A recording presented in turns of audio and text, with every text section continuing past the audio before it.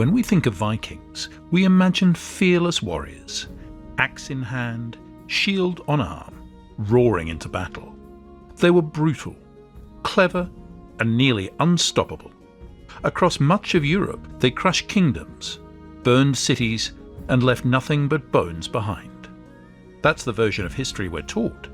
But what they don't teach us in school is how one Viking army, made up of hardened raiders from Norway, Ireland, and the Danelaw, was stopped in its tracks, not by a larger army, not by a great king, but by a woman.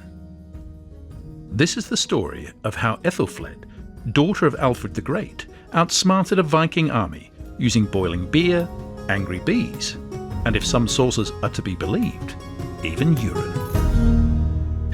In the late 9th century, England faced a crisis unlike anything it had known before. Viking armies were no longer just raiders who struck coastal towns and sailed away with plunder. By now they had become conquerors. Their forces were larger, better organised, and determined to stay. The major turning point came in 865, when a massive Viking army landed in East Anglia. This invasion force was so large and dangerous that chroniclers later called it the Great Heathen Army. Unlike earlier raids, this army aimed to take land, establish rule, and remove English kings from power. Within a few years, the Vikings had seized control of Northumbria and East Anglia and had deeply destabilised Mercia, one of the largest Anglo-Saxon kingdoms. Mercia, once dominant in the heart of England, began to fracture under pressure. Its king was forced into exile, and in 877 the Vikings divided the kingdom. The eastern half came under Viking control and became what was later known as the Danelaw. The western half remained in Anglo-Saxon hands, but survived only under the protection of Wessex, the last strong kingdom not yet conquered. By 878, the situation was dire. King Alfred of Wessex, later known as Alfred the Great, managed to hold off the Vikings at the Battle of Edington, a crucial victory that prevented total collapse. But even with that success, the Anglo-Saxon world had been changed forever. Most of England was now under foreign control. To strengthen resistance against future invasions, Alfred formed a strategic alliance with the western part of Mercia. As part of this alliance, he arranged a marriage between his eldest daughter, Æthelflæd, and the ruling lord of Mercia, Æthelred. This union was more than a family matter. It was a political move meant to unify what was left of the English forces and build a joint defence. Æthelred was not a king, but rather the lord of the Mercians. He was allowed to rule the surviving western territory with Alfred's approval.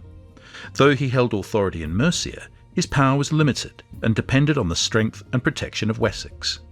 Over time, his health began to fail. By the early 900s, it became clear that someone else would need to take responsibility for Mercia's future.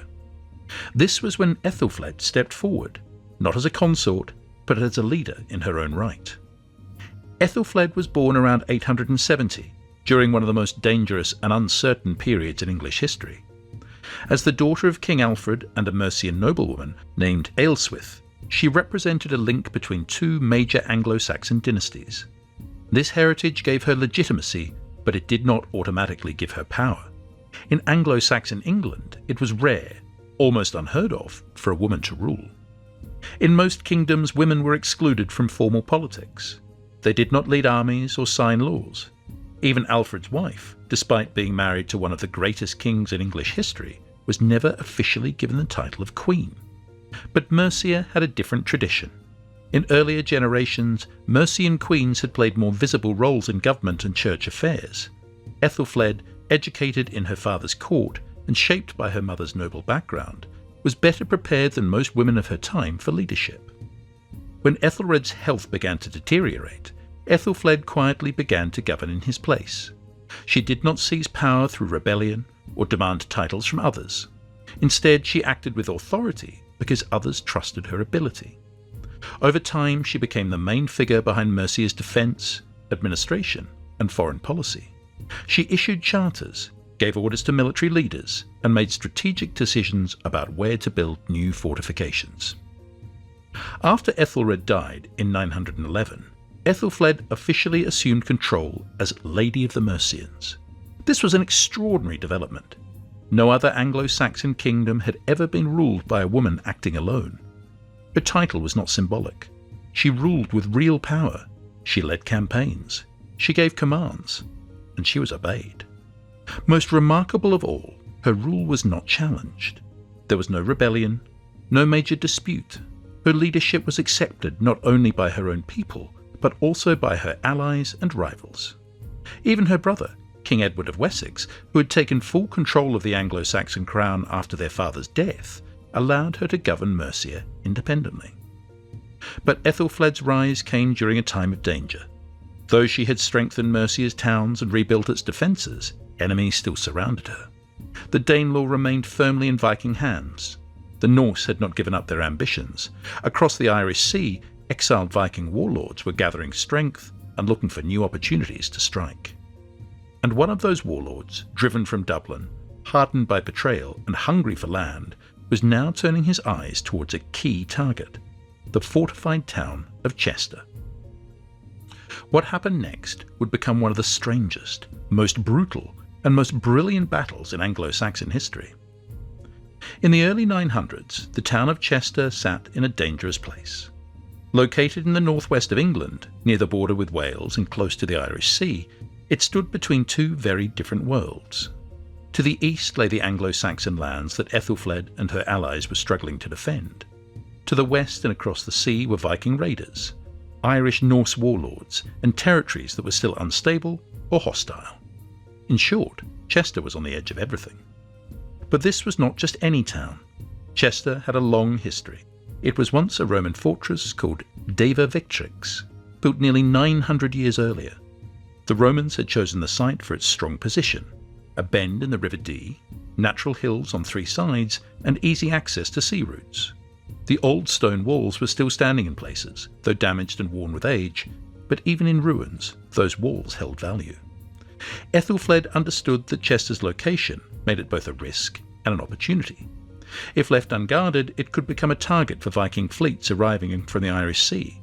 If properly restored, it could become a stronghold, a place to block attacks, house defenders, and protect the heart of Mercia from the northwest. In 907, Æthelflæd made her move. She ordered Chester to be refortified. With workmen, soldiers, and local people, the town was rebuilt and strengthened. The Roman walls were repaired and extended. New defences were added, including ramparts and wooden gates. She may have even directed the work herself, as she often visited the towns she helped fortify. The decision was not made lightly. Fortifying a town required time, resources, and planning, but Æthelflæd saw what others did not yet see. By restoring Chester, Æthelflæd was not just repairing an old Roman town, she was sending a message. She was preparing for war. And soon that war would come directly to Chester's gates. Chester's walls had barely been restored when the danger Æthelflæd had feared began to take shape. Across the Irish Sea, trouble was brewing. The Norse Vikings, who had once ruled Dublin, had been overthrown. In the year 902, a coalition of Irish kings had expelled the Norse settlers from the city. Among the defeated leaders was a powerful warlord named Ingimund. Ingimund and his followers, mainly Norwegian Vikings, were now without a home. They were experienced warriors, used to fighting in both Ireland and Britain. Many of them were nobles, exiled from their strongholds and searching for new territory. After fleeing Ireland, Ingimund led his fleet eastward, eventually landing on the coast of northwest Britain. At first, Ingimund did not come as an enemy. He approached Æthelflæd and asked for permission to settle on the edge of Mercian territory. He offered something in return. If allowed to stay, he and his men would guard the frontier and defend it against other Viking raiders. At this time, this proposal may have seemed like a useful arrangement. Mercia lacked the manpower to patrol every border, and Ingimund's warriors could provide a buffer zone. Æthelflæd agreed. She allowed the Norse to settle in the area around the Wirral Peninsula, just north of Chester. This was a calculated risk. The Wirral was close to the River Mersey and offered access to both sea routes and inland roads. By letting Ingimund settle there, Æthelflæd hoped to create a loyal force that would defend rather than attack her lands. But the trust was short-lived. Once Ingimund's men had recovered their strength, their goals changed. Rather than serving as peaceful settlers, they began to plot. They saw Chester with its rebuilt walls and growing importance as a valuable prize. They may have believed that Æthelflæd's hold on power was weak, or that Mercia was too divided to resist a full assault. Whatever the reasons, Ingimund broke his agreement and began to plan an invasion. What came next was more than a raid. It was a large-scale betrayal. Sometime before the year 907, Ingimund sent out word. He began gathering allies, not just from his own ranks, but from across the Viking world. Warriors came from different directions: Danes from the Danelaw in eastern England, Norwegians from the Irish Sea, and even Irish soldiers from the kingdoms that had once been his enemies. It is likely that many of them still respected Ingimund as a capable leader, were eager to take part in a promising campaign. The army he assembled was large, and possibly one of the most diverse Viking forces of that period. According to Irish sources, it included fighters from all corners of Britain and Ireland. This was not a single tribe or clan, it was a coalition. Men came for different reasons: revenge, land, wealth, or loyalty. They all marched towards the same target. Their goal was Chester. As the army moved south through the countryside, local villagers would have seen their fires in the distance. The scale of the Viking force would have been terrifying.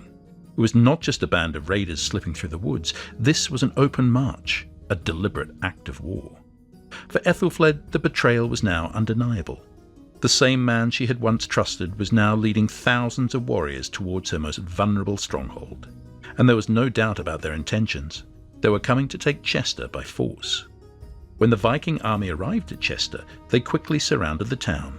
The defenders looked out from the rebuilt fortifications and saw tents, fires, and movement stretching into the distance. There was no reinforcements on the way. Mercia had no standing army to call on, and Wessex was too far south to send help in time. The people inside Chester were alone. Æthelflæd was now facing a full siege. Her husband, Æthelred, had been sick for years and likely played no active role in the defence. She was the sole authority in charge. The town's soldiers, workers, and townspeople would all be looking to her for decisions, and those decisions would determine whether Chester survived or was wiped from the map. The Viking army had both numbers and experience on its side. These were men who had survived battles in Dublin, raids in Wales, and wars in the Danelaw. They knew how to break through defences, they knew how to starve a town into surrender, and they were not in a hurry. They had come prepared for a long siege. Inside Chester, supplies would have been limited. The town had been recently restored, but it was not a major city like London or York. It had a good defensive position, but that alone would not be enough. The defenders had to hold out against a superior force without knowing how long the siege would last, or whether help would ever arrive. From the walls they could see Viking engineers building siege equipment. They watched as ladders were prepared, ramps were constructed, and teams of men began to dig trenches under the town's outer defences. The attackers were trying everything: direct assault, sabotage, and psychological pressure. Night and day, the pressure mounted. Tensions inside the walls must have been intense. The people trapped inside Chester included soldiers, townsfolk, and families. Fear spread quickly. Rumours likely circulated about how long they could survive, or whether the gates would eventually be forced open. Morale was fragile, and yet Æthelflæd did not break. She had no outside support, but she did not surrender. She stayed in Chester, making plans, organising defences, and preparing for what was to come. The situation was desperate, but far from hopeless. Æthelflæd knew that brute force would not be enough to stop the Vikings. She needed a strategy, she needed creativity, and she needed to turn the attackers' confidence into a weakness, because the Vikings believed they had already won. But what they did not expect was what Chester's defenders were about to do next. Surrounded by one of the largest Viking armies in recent memory, and cut off from reinforcements, Æthelflæd faced a simple fact. If she fought the siege by normal means, Chester would fall. The enemy had more warriors, more time, and more options. The only chance of survival was to outthink them. So she did. Æthelflæd ordered her commanders to prepare a bold trap. The defenders would not just sit behind the walls and wait. Instead, they would go outside and make it look like they were trying to fight in the open. She knew that the Vikings, overconfident and eager for victory, might rush in if they thought the town was weak. A group of Mercian riders were chosen for the plan. They were fast, skilled fighters, men who knew the terrain and how to move quickly. They rode out of the town's gates, struck the edges of the Viking camp, and then turned and fled back toward Chester, pretending to be defeated. The gates were left open behind them, inviting the enemy to chase them all the way in. The plan worked. Seeing what looked like a failed counterattack, a large group of Viking warriors gave chase. They ran straight through the open gates, believing they were about to break Chester's final defence. But once enough of them had entered, everything changed. Hidden soldiers inside the city sprang from their positions, the gates slammed shut, and then the real attack began. Trapped inside the narrow streets of Chester, the Viking raiders found themselves surrounded. Mercian defenders struck from all directions. The advantage of numbers was gone, the element of surprise was gone, and within minutes, so were the invaders. Almost none of them made it back out. But this first victory was only one part of Æthelflæd's larger plan. After the failed rush into the city, the siege continued. Some Viking leaders still believed they could negotiate better terms. Æthelflæd saw another opportunity to strike, this time through deception. She devised a trap aimed at the Danes within the Viking force, knowing that they might be more open to negotiation than the hardened Norwegians. Through messengers, she offered a supposed peace treaty, but only to the Danes. The offer invited them to meet under a flag of truce and to swear oaths in the traditional Viking way by laying down their swords and shields as a sign of good faith. But the entire ceremony was a setup. When the Danes gathered near Chester's walls, unarmed and unsuspecting, the Saxons struck. From the towers and ramparts above, they hurled down heavy stones, beams and other debris. Trapped in the open and unable to defend themselves, the Danes were crushed in an instant. Æthelflæd had turned their trust into a weapon, and once again outwitted her enemies without a single duel. But the Norwegians, hardened by years of fighting in Ireland, did not fall for tricks so easily. They had come for conquest, and they were not finished yet. The first traps had worked, but the battle for Chester was not over. Although many Danes had been killed in the earlier ambushes, the Norwegians remained determined. These men had been hardened by years of war, exile and defeat. Many had fought in Ireland where they had faced strong resistance and harsh losses. Now they had come to Chester to claim new territory, and they were not planning to leave without a fight. When their direct assaults on the gates failed, the Norwegians changed their approach. Instead of rushing the walls, they began digging beneath them. They built wooden shelters known in the old texts as hurdles and placed them tightly against the town's stone walls. These structures were meant to protect the digging teams from above. Under the cover of these hurdles, they started to tunnel through the foundations of Chester's defences. Their goal was to break into the town by collapsing a section of wall from below. From the towers and battlements, the defenders did everything they could do to stop them. They threw rocks, logs and burning materials onto the Viking shelters, but the Norwegians had prepared for this. They braced their wooden structures with thick beams and covered them with wet materials to prevent fires from catching.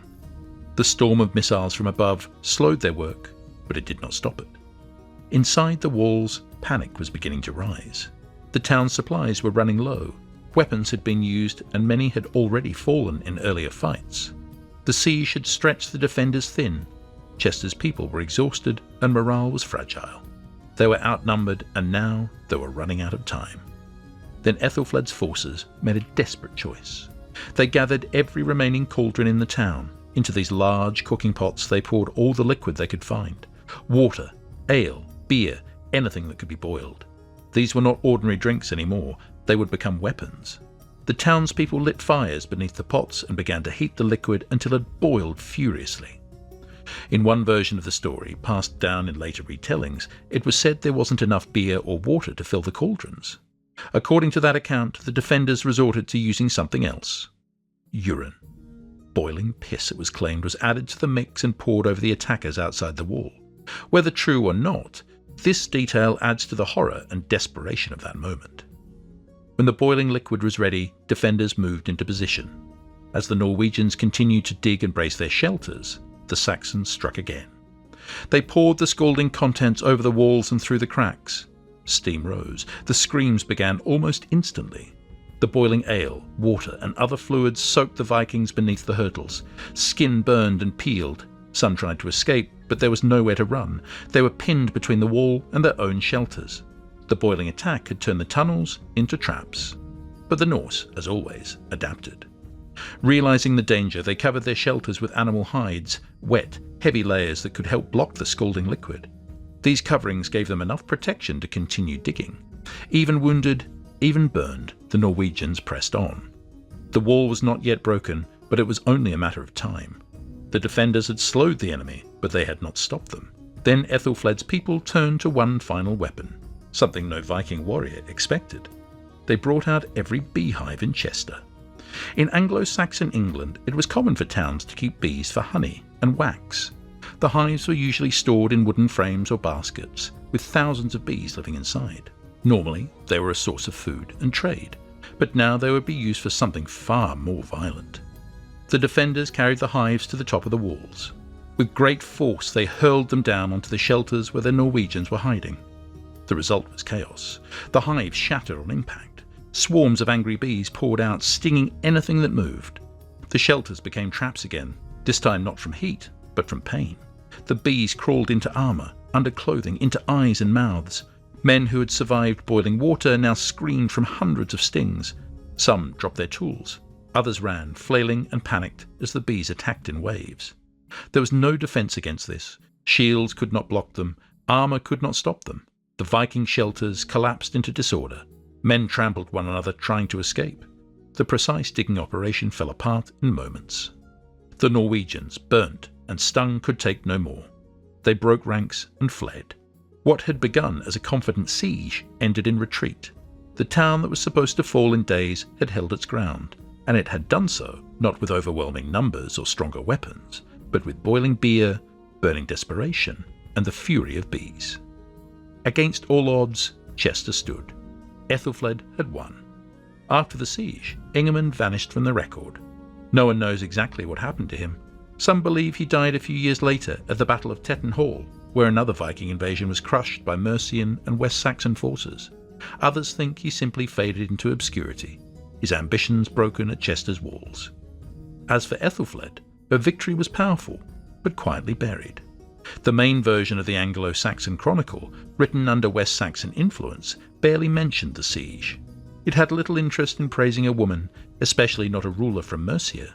Her name was pushed to the side, her triumph reduced to a footnote. But the Irish remembered. Their chronicles spoke of the boiling beer and the swarm of bees.